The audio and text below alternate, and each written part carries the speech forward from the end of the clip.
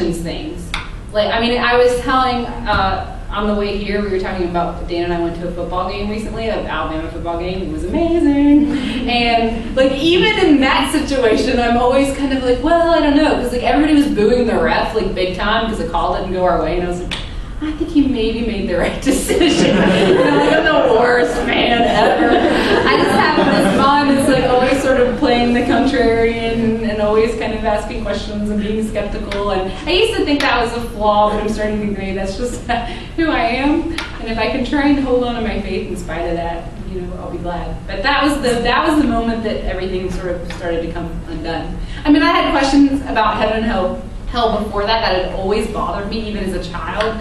I remember asking, in middle school, I raised my hand and asked the teacher if Anne Frank went to hell. And that was like one of those awkward moments in...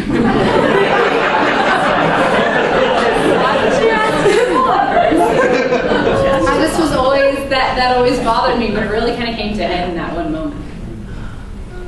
Yes? Yeah, my question is right on the heels of that. So what would you say has been your biggest challenge, recurring challenge? Oh, that's a good question. I really struggle with believing that God is good, or why would I want, the big question to me is like, why would I want to worship a God who, you know, in the Old Testament we see this God who is, you know, we used to sing this song about Joshua in the Battle of Jericho. It was like super fun, right? And the walls came tumbling down. But like we leave out that, and then they killed every man, woman, and child in the city. Like really graphic, genocidal stuff, and that never sat right with me. And so I think my big struggle, I feel like, is an intuitive struggle, just like this can't be right. And, you know, so, you know, I've worked through that with the Bible and maybe what those texts mean. But, you know, people come up with great explanations, and some of them make a lot of sense, and I find them to be acceptable, but it never quite totally sits right. You know what I mean? It still bothers me. And so I guess what I feel like the persistent struggle for me has just been, how do I make sense? I can't believe in a God who loves people less than I do, has less compassion than I do, and less mercy than I do. And yet so much of Christian teaching, and particularly in evangelicalism, presents God as crueler and less merciful than I am. And so that's been, reconciling that has been probably the biggest struggle for me faith-wise.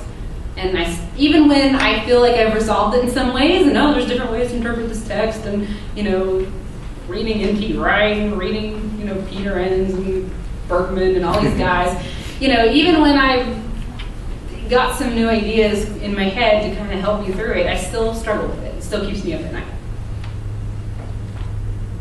Yes? So I know you've got some pretty negative feedback, maybe some hostile feedback. How do you deal with that? Yeah. Emotionally, and have you ever just wanted to throw up your hands and say forget it? Yeah. Oh, I do that all the time. So, like 2 hours ago, probably. And this is what I talked about in chapel this morning over at Mars Hill. I was talking about how do I handle criticism, because actually that's probably the most common question I receive, because people read the internet and what is said about me there. And the story I tell always is that there was, when this book came out, you know, I knew that it was going to make some waves in evangelical Christianity, and that certain people were not going to like it, because I'm going right after this notion of biblical womanhood, and they have like entire organizations named Biblical Womanhood. And so I knew I was going to get some flack, but, you know, some of the reviews that came out were just really personal, and they were kind of questioning my marriage, and they were kind of questioning my character, and they were really personal and really mean, frankly. And I came into the living room, sat next to Dan on the couch, and I folded up my arms, and I was like, you know what? If I'm going to make it in this boys' club movement industry, I'm just going to have to toughen up. I'm going to have to get hard. I'm not going to let anything get to me. I'm going to have to grow really thick skin. I'm going to have to be strong, you know, just kind of giving myself this pep talk.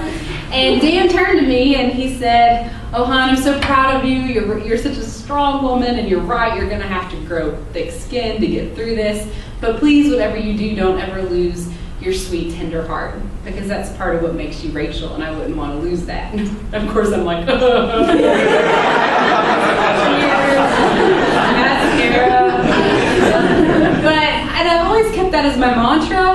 thick skin, tender heart. I mean, he's right. I mean, I'm going to have to grow thick skin, but if we, in an effort to protect ourselves from being hurt, if we close off the part of ourselves that can feel pain, that can feel compassion, that can feel mercy, we're closing off the part of ourselves that can be moved, that feels compassion, that feels mercy, that can rejoice with those who rejoice and weep with those who weep. So as a follower of Jesus, becoming so strong and becoming impenetrable is not an option to me. So that means that sometimes I just have to let it hurt because I'm not willing to shut down the part of myself that can be hurt. And that stinks. I don't like it when people are critical of me, and I take it personally just like everybody else, even when they're not being personal. But the strategy I've tried to take is to let it hurt sometimes, and that's part of what makes me human, and I don't want to close off that part of myself. So that's one strategy. I also turned my hate mail into origami, and and I've got my go-to prayers that I pray when I'm feeling like I'm being unfairly criticized. But a lot of times the criticism is fair, and I have to keep in mind I am, a lot of what I do is kind of challenging evangelicalism and some of the assumptions within evangelicalism, and I can't be surprised when somebody says something back to me about it, or pushes back a little bit. So you get better at it as you go, but every now and then something will be said and it'll just hurt like hell. And I have to ask myself, why is this hurting so much? And usually it's because the person has touched on some insecurity in my life. And I have to ask myself, well, am I feeling insecure about this because it's true? Or am I feeling insecure about this because it's a lie that I tell myself? So in that regard, even the harshest criticism can be really instructive and helpful in learning more about myself. And alcohol. How do you say that?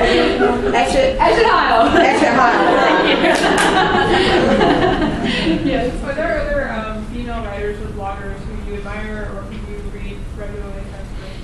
Yeah, oh my gosh, long list. Who I've been really enjoying lately is Nadia Bolz-Weber. Do you all know her? Yeah, Nadia. I'm a woman of valor. She and I are like complete opposites. I'm like this sweet little Southern girl trying to make everybody happy, and she's like, Rachel, you don't have to talk to all these people online. You can just leave. It's just direct. And for people who don't know, Nadia Bolz-Weber is a Lutheran priest, and she recently had a book come out called Pastrix, and she took a name that people would call her sort of derisively and turned it into her memoir, which is great. And I mean, it's profanity laced.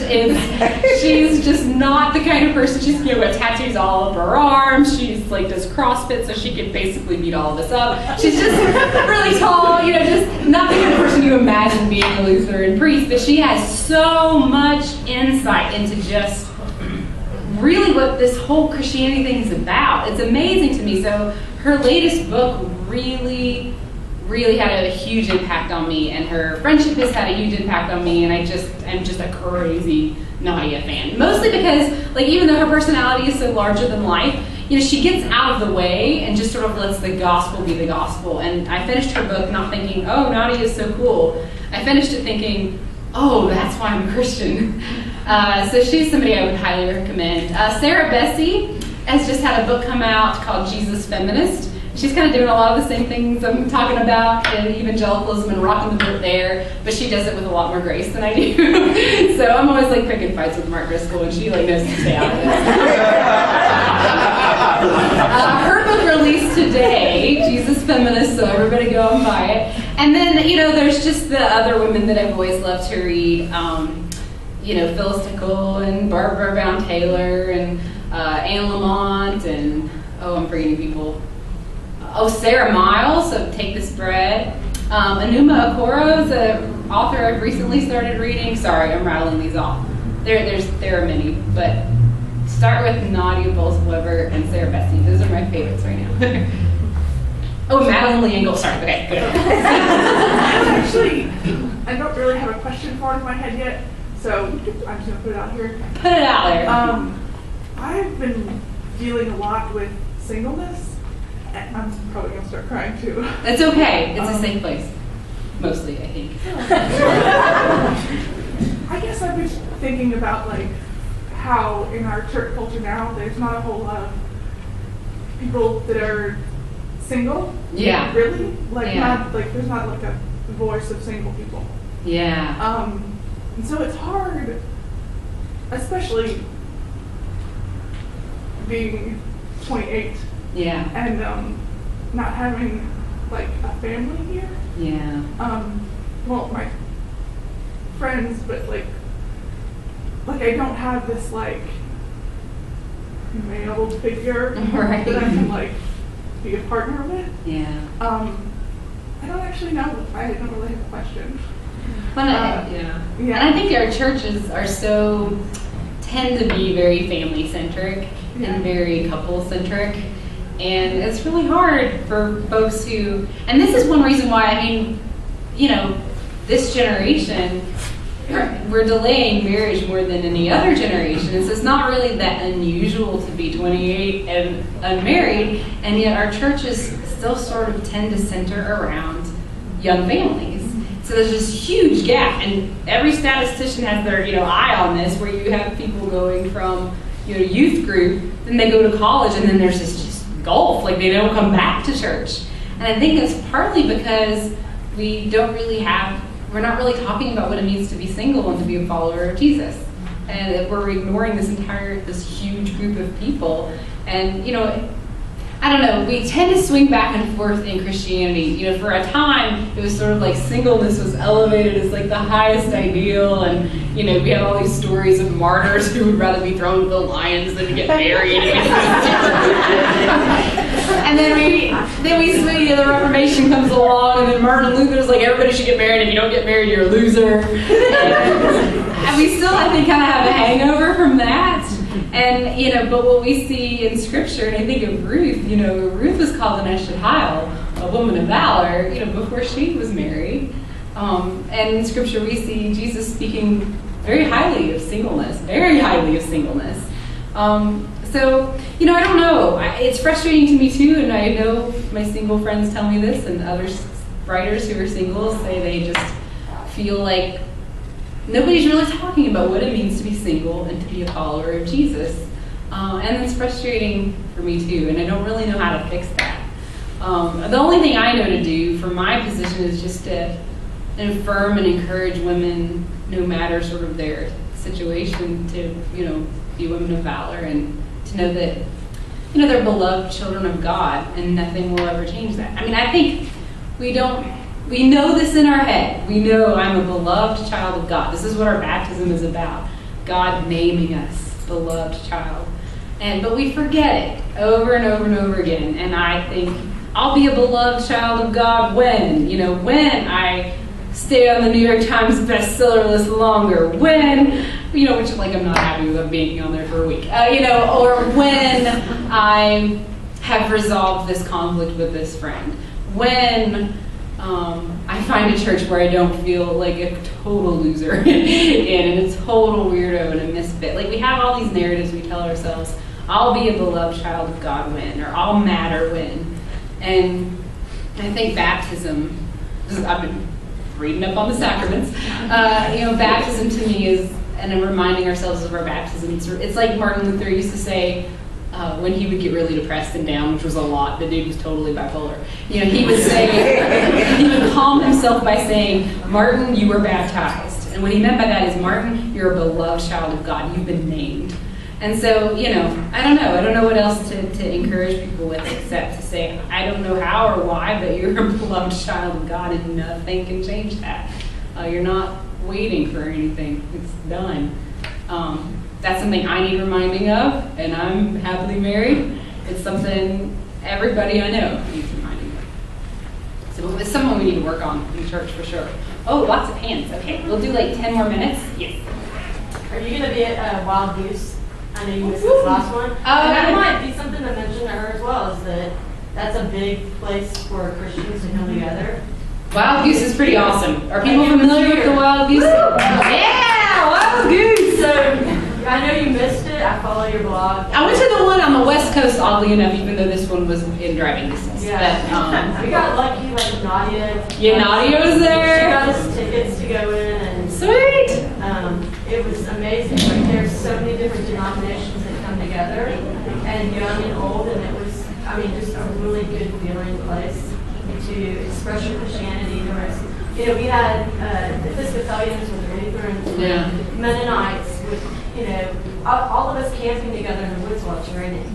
and people chipping in. And Yeah. I know you had mentioned you missed it, but I try to take the summers off from speaking because I'm selfish. Also, Wild Goose is hard for introverts. It's like people everywhere. it's not easy. So. Yeah, I mean, the one in Oregon, this is a confession. I was like, it was because you're there all day with people, no break, which I love people. I love people so much, but sometimes they need a break. So I just remember going to a bathroom stall and eating my crepe in the stall because I was like, I just need some alone time in the food.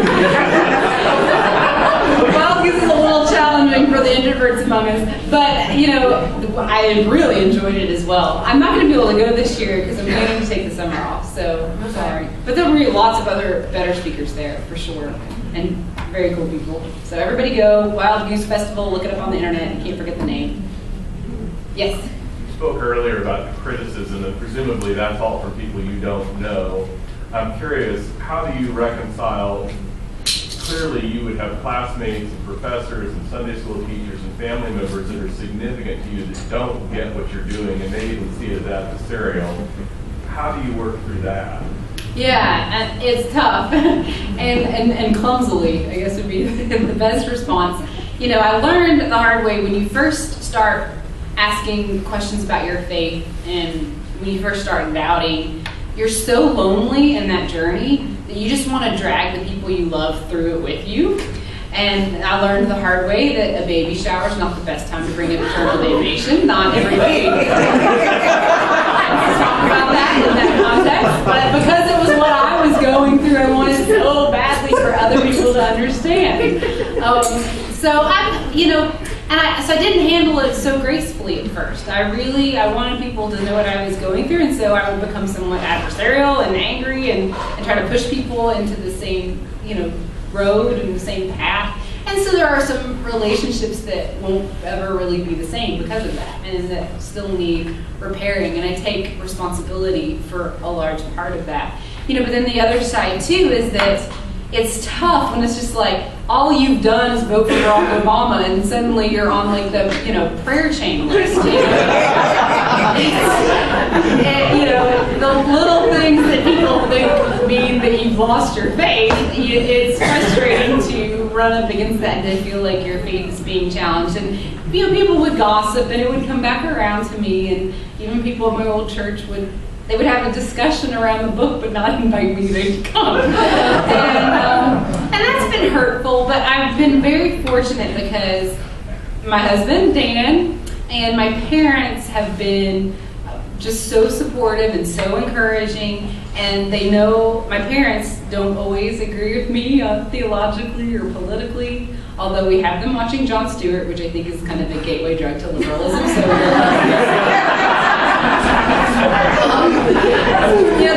they don't always agree with me or see eye to eye with me, but they know that the most important thing is Jesus, and Rachel loves Jesus, and they're gracious. And my dad, growing up, my dad studied theology. He went to seminary. He taught at a Bible college. I always figured Dad knew the answer to everything there would be, to ask about God and about the Bible. But my dad was never afraid of saying, "I don't know," when he didn't know the answer to one of my questions, and always gave us the space to wrestle and struggle and work through things like this on our own. And so I think that in the end really helped save my faith, because I always felt like there was room to wrestle and to grow and to ask questions. I was never afraid to ask questions of my parents or of God, really, because I think they set such a good example for me about what it means to be curious and what it means to be, sort of approach the throne of grace with confidence. And so I think because my parents and the people closest to me were so supportive and have been so supportive and encouraging, that makes it easier. But there's still folks in Dayton who, really think I'm going to hell because of, little things that don't, because I don't think the earth is 6,000 years old. And that's frustrating, and it hurts sometimes, but, thick skin, tender heart. It's harder, of course, when it's somebody you know, somebody you grew up with or love or is from your church. It's much harder than just some anonymous person or somebody on the internet. But, you just take those relationships one step at a time and, step away when you need to step away and try to re-engage when you're ready to re-engage. Yes. Yes. Do you have any advice for people who might interact with young ladies who have been only taught there is a biblical blueprint like June Cleaver? Right, yeah. Oh, I think one of the best places to start is just by telling the stories of the women from Scripture, because it becomes pretty obvious that the most interesting and fascinating among them, none of them looked exactly the same, none of them had a single lifestyle, and, that to me is just a source of endless interest and complexity and encouragement. Mary Magdalene is just a fascinating biblical character to me, and just looking to her as an example, and her role on Resurrection Day is so important. She was the apostle to the apostles. She was the first to declare he is risen. I hate that so many Easter services start with a dude getting up in front of a church and saying, he is risen. It was totally a woman.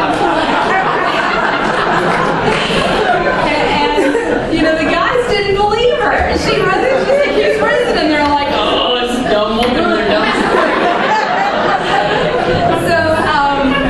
I think there's so many studies, too, that you can do on women from the Bible. And it starts conversations.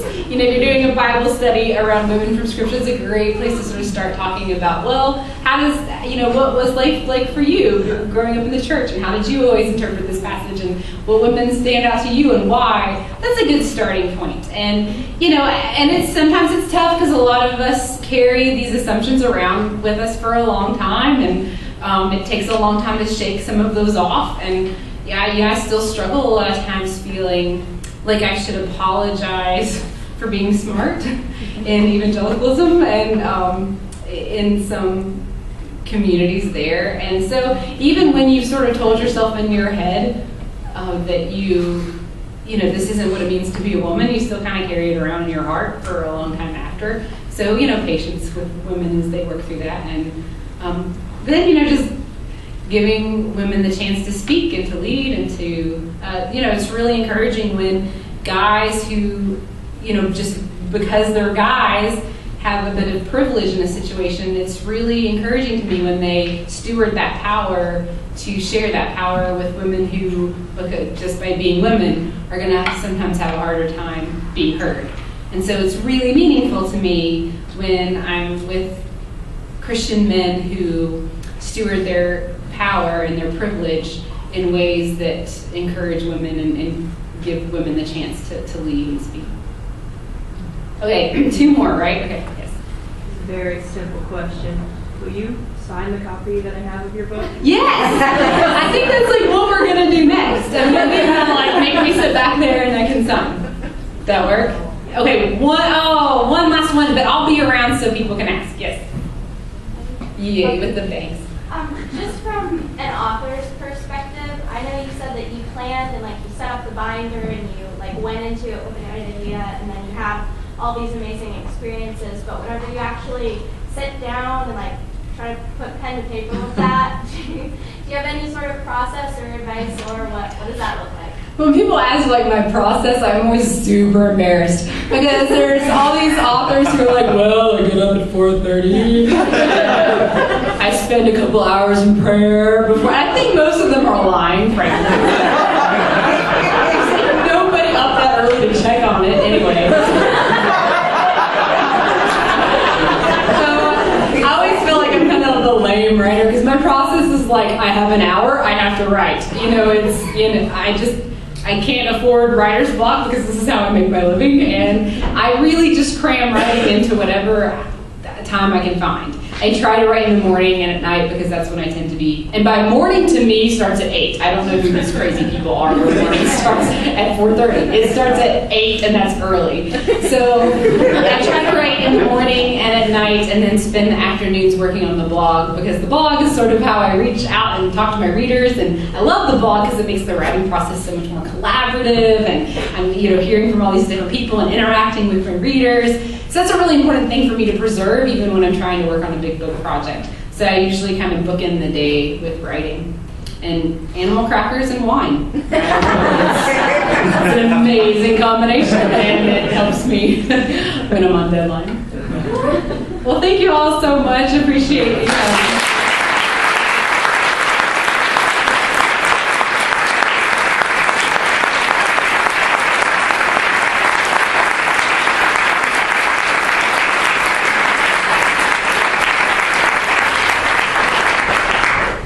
So Rachel, thank you so much. There are so many things to take away tonight that are wonderful and delightful and insightful. I made a note, I'll be talking to Clark, no dudes doing the call to worship. It's good. I also want to thank you, because today I've gotten a string of emails about you, and that has kept me from reading the ones about me. So that's how I'm handling criticism. It's reading your email. I want to invite you back to events that the Center for Faith and Life sponsors. You'll find around a little brochure about a thing we're going to do on second Sundays for the next several months. On second Sundays at 6 o'clock, a series called Second Thoughts, thinking again about hard questions and faith. And the first one is my response to a question a young woman asked me not so long ago. She said, "Guy, I thought you were smart, so why aren't you an atheist?" And so I'll try to deal with that, and you see the others, and they'd be great to have you come participate. There's a group of younger adults who are going to Barley's right after this, and you're invited to be there for pizza and animal crackers and served there. And you're going to be signing books? Yeah, I'll be right back Great. there. Thank you for coming. Good night.